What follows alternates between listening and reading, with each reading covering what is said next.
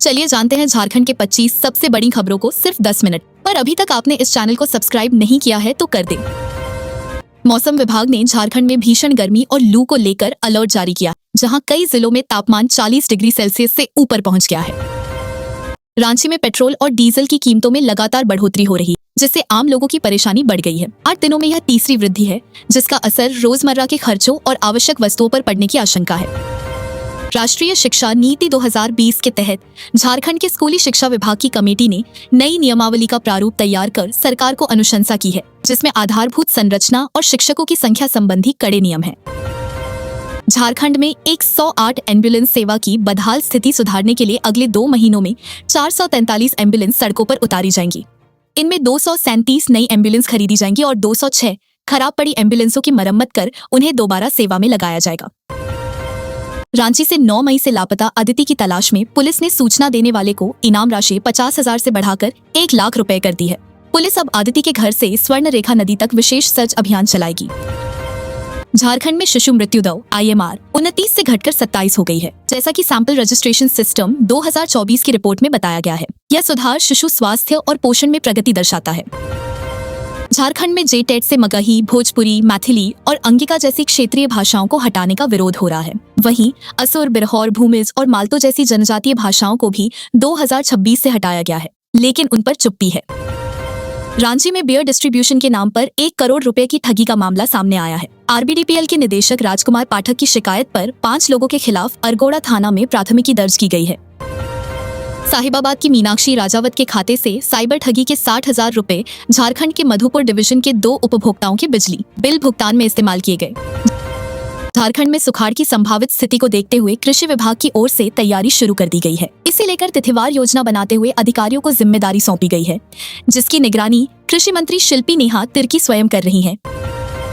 रांची में UPSSC civil सेवा प्रारंभिक परीक्षा 2026 के लिए 36 केंद्रों पर कड़ी सुरक्षा व्यवस्था की गई है। शांतिपूर्ण संचालन हेतु परीक्षा केंद्रों के 200 मीटर दायरे में निषेधाज्ञा लागू रहेगी। झारखंड में 70.84 लाख मतदाताओं का नाम 2003 की मतदाता सूची से अभी तक मिलान नहीं हो पाया है, जो कुल मतदाताओं का 26.75% है। गोड्डा जिले में 4 बालू घाटों के संचालन का रास्ता साफ हो गया है, जहां 10 जून से पहले बालू का उठाव शुरू हो जाएगा। इन घाटों का एग्रीमेंट हो चुका है। झारखंड के 76.7% विद्यालयों में तंबाकू के उपयोग के संकेत मिलने पर स्कूली शिक्षा विभाग ने 11 से 18 जून तक जागरूकता अभियान चलाने का निर्देश दिया है।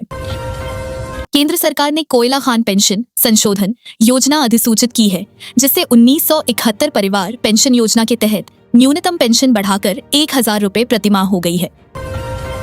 कोटका विधानसभा क्षेत्र की तिरिंग घाटी को विधायक संजीव सरदार के प्रयासों से एक प्रमुख पर्यटन स्थल के रूप में विकसित किया जाएगा। यहाँ बच्चों के लिए आधुनिक चिल्ड्रेन पार्क और सुसज्जित पिकनिक स्पॉट जैसी सुविधाएं विकसित होंगी। जमशेदपुर के MGM मेडिकल कॉलेज अस्पताल में स्वास्थ्य सेवाओं को पूरी तरह डिजिटल किया जा रहा है, जिसके तहत मरीजों के लिए आधार कार्ड और मोबाइल नंबर अनिवार्य होगा। चरही NH पर रविवार सुबह एक तेज रफ्तार ट्रेलर अनियंत्रित होकर प्रकाश होटल के पास खड़े 3 वाहनों से टकरा गया, जिससे भीषण सड़क हादसा हुआ। रजरप्पा थाना पुलिस और CCL सुरक्षा कर्मियों ने संयुक्त अभियान चलाकर चितरपुर प्रखंड के चिलमटुंगरी गांव से 25 से 30 टन अवैध कोयला जब्त किया। रामगढ़ के गोला प्रखंड के कई गांवों में केंदुपत्ता गरीब परिवारों के लिए साल भर की रोजी रोटी का आधार है। ग्रामीण भीषण गर्मी और जंगली जानवरों के खतरे के बीच पत्तों को इकट्ठा कर अपनी आजीविका चलाते हैं। गिरिडीह सडडीएचएक दुर्घटना की घटना जिले में हर रोज होती है। हर रोज कोई न कोई घायल होता है। हर एक 2-3 दिन में किसी की मौत होती है। ज्यादातर घटना बाइक से घट रही है। हाल के 25 दिनों में जिले के अलग अलग थाना इलाके में घटित सडडीएचएक दुर्घटना में 33 लोगों ने अपनी जान गंवा दी है। यह आंखधा चिंताजनक है। ऐसे में लोगों को यातायात नियमों के प्रति जागरूक करने का विशेष काम पुलिस महकमा ने शुरू किया है। रांची दिल्ली में आयोजित हो रहे RSS के आदिवासी समागम के विरोध में कांग्रेस नेता जहां मुखर हैं, वहीं झारखंड विधानसभा में नेता प्रतिपक्ष बाबूलाल मरांडी ने कांग्रेस और जामुमो के नेताओं पर तीखा हमला बोला है। साहिबगंज शहर के नॉर्थ कॉलोनी स्थित बिजली कार्यालय के समीप एक जंगली चीतल स्पॉटेड डियर दिखाई देने से इलाके में लोगों की भीड़ जुट गई। स्थानीय लोगों द्वारा सूचना दिए जाने पर वन विभाग की टीम तत्काल मौके पर पहुंची और सावधानी पूर्वक चीतल का रेस्क्यू किया गया। बोकारो जिले में इन दिनों भीषण गर्मी ने लोगों का हाल बेहाल कर दिया है। सुबह से ही तेज धूप और गर्म हवाओं के कारण सड़कों पर सन्नाटा पसरा नजर आ रहा है। दोपहर के समय बाजारों और चौक चौराहों पर लोगों की आवाजाही काफी कम हो गई है। मौसम विभाग के अनुसार आने वाले दिनों में तापमान 41 डिग्री सेल्सियस तक पहुंच सकता है, जिससे लोगों की परेशानियां और बढ़ने की संभावना है।